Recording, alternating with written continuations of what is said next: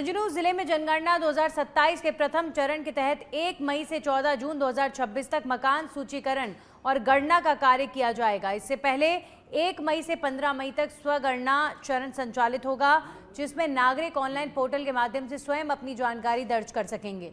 जिला collector doctor Arun Garg ने आमजन से इस महत्वपूर्ण प्रक्रिया में सक्रिय भागीदारी की अपील करते हुए कहा कि जनगणना के आंकड़े ही विकास योजनाओं, शिक्षा, स्वास्थ्य, आवास और रोजगार जैसी सुविधाओं की नींव होते हैं।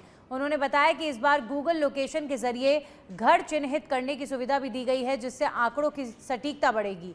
15 मई के बाद अधिकृत प्रगणक घर घर जाकर जानकारी एकत्रित करेंगे। ऐसे में नागरिकों से अपील की गई है कि वे पहचान पत्र देखकर सही और पूर्ण जानकारी उपलब्ध कराएं।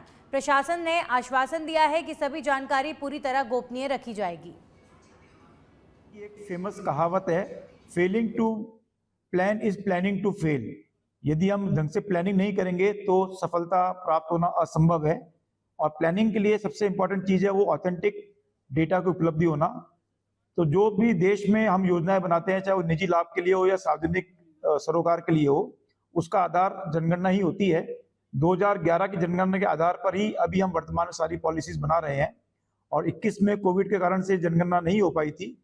जनगणना का कार्य प्रारंभ हो गया है। इसके लिए 1 मई से 15 मई तक सेल्फ एन्यूमरेशन की व्यवस्था की गई है, जिसमें कोई भी व्यक्ति, जो हमारी वेबसाइट है scve.census.gov.in, उस पर जाके एक बड़ा सरल फॉर्म है, वो फॉर्म भर सकता है। वो अपना खुद का घर गूगल लोकेशन से उसमें ट्रैक कर सकता है। अंग्रेजी